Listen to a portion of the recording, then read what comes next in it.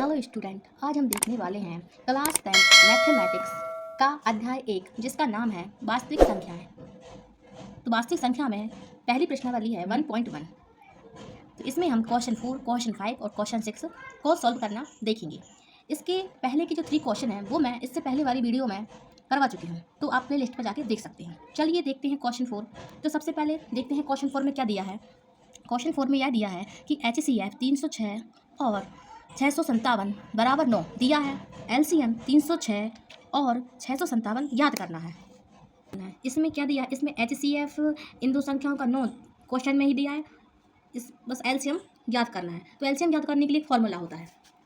क्या होता है फॉर्मूला कि HCF AB into LCM AB is equal to A into B। ये LCM याद करने का फॉर्मूला होता है। ठीक है, यहाँ लिख लो सूत्र। ठीक है, ये फॉर्मूला होता है। इसमें जो A और जो B हैं वो क्वेश्चन में दी गई संख्या हैं। देखते हैं A बराबर क्वेश्चन में क्या दिया, ये 2 संख्या दी हैं, तो A बराबर एक संख्या ये हो गई A और B बराबर सेकंड जो संख्या वो B हो गई।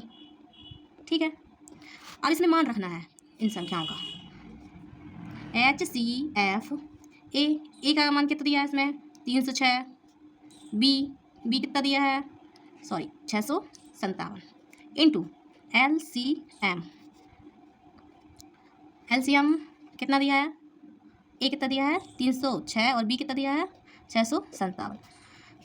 अब यहाँ क्या है, A दिया है तो A कितना है 306 इंटू फिर दिया है B तो B है 657। ठीक है, अब ये क्या दिया है HCF 306 और कितना 657 का मान क्वेश्चन में ही दिया है, ये देखिए 9 दिया है। तो इतने की जगह हम 9 रख सकते हैं।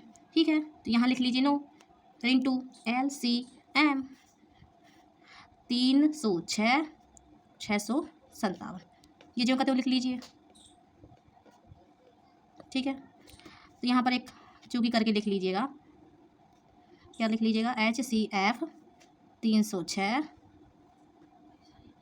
657 इज इक्वल टू 9 दिया है। ठीक है, अब अपन को मान काय का निकालना है, LCM का मान निकालना है। तो LCM वाले पक्ष को यही छोड़ देंगे।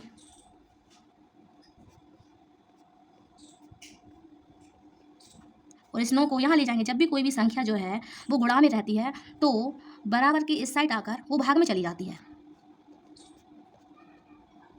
ये यहाँ पर गुणा में है तो यहाँ आकर ये भाग में आ जाएगी। अब चाहो तो आप इनका गुणा करके काट सकते हो, वरना यहीं कहीं इससे काट सकते हो। तो हम यहीं कहीं काट देते हैं। 3 से 3 तिरका 9, 3 एकम 3, 3 से 9 3 दूनी 6। देखते कट रहा है इससे, और 3 एकम 3 3 दूनी 3 तिरका 9 कट जाएगा। 3 एकम 3, 3 तिरका 9 बचा 1, 3 चौके 12। इतना है, कितना LCM 306 657 इज इक्वल टू 34 गुणा 657। अब इनका गुणा कर लेते हैं। इसका गुणा करने पर इतना आंसर आया है। तो इसमें जो सूत्र है, जो फॉर्मूला दिया है, इसको आप लोगों को याद रखना पड़ेगा, इस फॉर्मूले को, तभी आप LCM का मान निकाल सकते हो। नेक्स्ट क्वेश्चन है क्वेश्चन 5। जांच कीजिए कि क्या किसी प्राकृत संख्या n के लिए संख्या 6 की पावर n अंक 0 पर समाप्त हो सकती है। तो एक बात यहाँ पर बता देते हैं कि जिस संख्या के अभाज्य गुणनखंडों में 2 व 5 अनिवार्य रूप से उपस्थित हो वह संख्या 0 पर समाप्त होती है। इसको लिखना पड़ेगा क्या, कि जिस संख्या के अभाज्य गुणनखंडों में 2 व 5 अनिवार्य रूप से उपस्थित हो वह संख्या 0 पर समाप्त होती है। क्या बोला है कि जिस संख्या के अभाज्य गुणनखंडों में 2 व 5 अनिवार्य रूप से उपस्थित हो वह संख्या 0 पर समाप्त होती है। तो इसके गुणनखंड यहाँ पर संख्या क्या दी है, 6 दी है। तो पहले इसके गुणनखंड निकाल को देखते हैं, रफ्तार में करना है इसको। तो 2 3 अच्छा है, 3 एकम 3, क्या निकले इसके गुणनखंड 2 और 3। ये क्या है, इसके अभाज्य गुणनखंड है। अभाज्य मतलब वह संख्या जो स्वयं से जाए और जो संख्या दिया है उससे जाए, तो उसे अभाज्य संख्या कहते हैं। तो 6 के अभाज्य गुणनखंड क्या निकले 2 और 3। यहाँ लिख लेंगे 6 की power n is equal to 2 into 3, क्योंकि 6 के गुणनखंड निकले 2 इंटू 3, इसीलिए कोष्टक में लिख लिया 2 इंटू 3। और पावर n है तो इसकी पावर भी क्या लगा दी, n लगा दी। ठीक है, अब 2 इंटू थ्री की पूरी की पावर n है, तो इसको तोड़ लेते हैं। 2 की पावर n हो जाएगी इंटू 3 की पावर भी n, इसको ऐसे लिख सकते हैं, ठीक है। तो इसमें देखिए क्या बोला था कि जिस संख्या के अभाज्य गुणनखंड में, अभाज्य गुणनखंड क्या निकले 2 और 3, इनमें 2 और 5 अनिवार्य रूप से उपस्थित हूँ। क्या इनमें कहीं 2 और 5 आ रहा है? 2 तो आ रहा है, लेकिन यहाँ पर 5 नहीं है, उपस्थित हूँ। वह संख्या 0 पर समाप्त होती है। 2 भी आना चाहिए और 5 भी आना चाहिए, तो वह संख्या 0 पर समाप्त होती है, लेकिन इसमें से 2 आ रहा है, 5 नहीं आ रहा है। तो यहाँ लिख लेते हैं 6 की पावर n के अभाज्य गुणनखंडों में 5 उपस्थित नहीं है।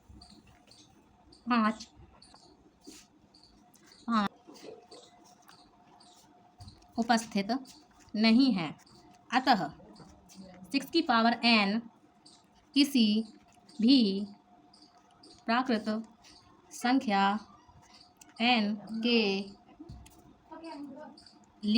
0 पर समाप्त नहीं होगी।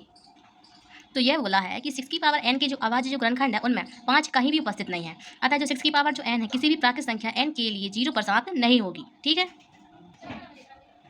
नेक्स्ट क्वेश्चन है प्रश्न 6, व्याख्या कीजिए कि 7 गुणा 11 गुणा 13 प्लस 13 और 7 into 6 into 5 into 4 into 3 into 2 into 1 plus 5 भाज्य संख्या क्यों है। मतलब ये भाज्य संख्या तो है, पर क्यों है? तो भाज्य संख्या क्या होती हैं? तो भाज्य संख्या वे होती हैं जिस संख्या में 2 या 2 से अधिक संख्या का क्या चला जाए, भाग चला जाए। मतलब पहली 2 संख्या या उससे ज़्यादा संख्या से क्या जा सकता है, उसका पूर्णतः भाग जा सकता है, तो वो क्या कहलाती हैं? भाज्य संख्या कहलाती है। तो प्रश्न में दिया है, क्या दिया है? पहली संख्या, पहली संख्या क्या दी है? ये दी है, इसको लिख लेते हैं। दूसरी संख्या क्या दी है?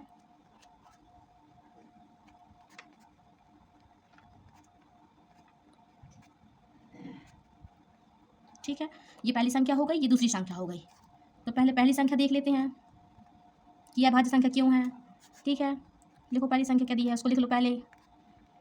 तो देखिए इसमें जहाँ भी जिस संख्या में प्लस और माइनस लगा रहा है, जो प्लस और जो माइनस है वो संख्याओं को पदों में विभाजित करती हैं। तो यहाँ प्लस ये लगा है, मतलब इसमें कितने पद हो गए? एक ये हो गया और एक ये हो गया, ठीक है। गुणा लगा है, गुणा संख्याओं को पदों में विभाजित नहीं करती, लेकिन जो प्लस का चिन्ह है और जो माइनस का चिन्ह है वो संख्याओं को पदों में विभाजित कर देती है, ठीक है। तो इसमें ये प्लस लगा है, मतलब एक पद ये हो गया, एक पद ये हो गया, ये 2 पद हो गए।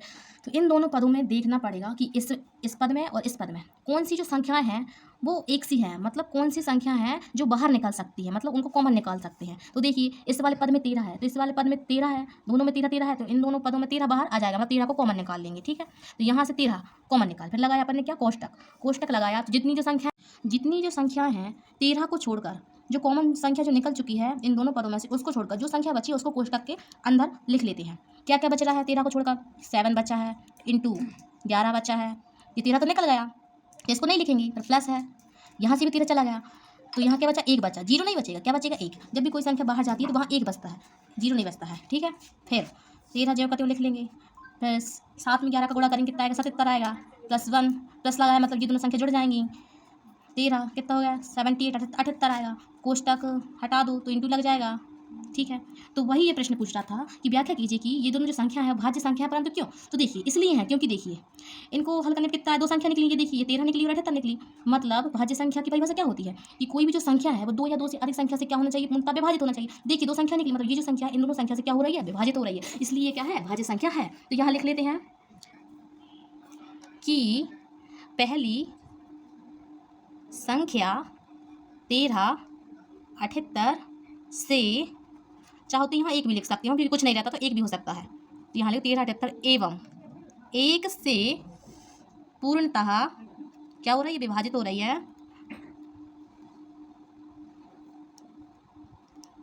इसीलिए यह क्या है? भाज्य संख्या है।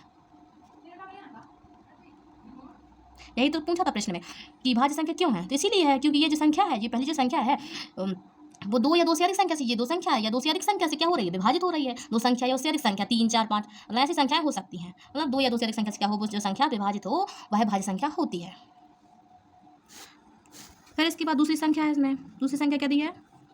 दूसरी संख्या दी है 7 into 6 into 5 into 4 into 3 into 2 into 1 + 5, ठीक है। अब इसमें भी देखिए ये सारी तो इंटू वाली संख्या है, यहाँ प्लस कहाँ लगा है, यहाँ लगा है, मतलब ये जितनी भी जो संख्या है ये सारी क्या हो गई, एक पद में आ गई, और ये 5 दूसरे पद में आ गया, ये एक पद हो गया, ये दूसरा पद हो गया। ठीक है, तो दोनों पदों में ये देखिए कि कौन सी संख्या जो है दोनों पदों में है, तो जो संख्या दोनों पदों में होगी उसको बाहर निकाल लेंगे, तो जो बाहर निकालते हैं उसको कॉमन कहते हैं। ठीक है, मतलब दोनों में जो संख्या मिलेगी उसको बाहर निकाल लेंगे।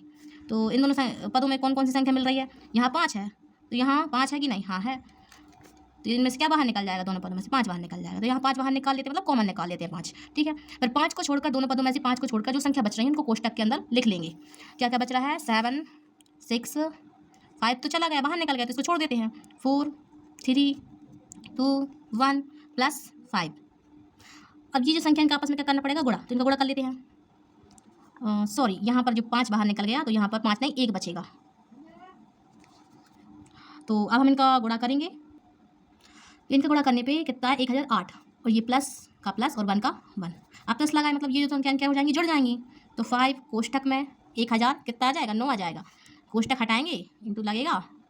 ठीक है, तो देखिए दो संख्याएं आई, मतलब ये इस संख्या को दो संख्याएं क्या कर रही हैं, विभाजित कर रही हैं। मतलब भाज्य संख्या यही बोलती है कि किसी संख्या को पूर्णतः, जो संख्या 2 या 2 से अधिक मतलब जो संख्या है पूर्णतः उनको क्या करें, विभाजित करें, तो वह संख्या भाज्य संख्या कहलाती है। ठीक है, तो यहाँ लिख सकते हैं, स्पष्ट है कि दूसरी संख्या 5 1009 से पूर्णतः विभाजित है, इसीलिए यह भाज्य संख्या है।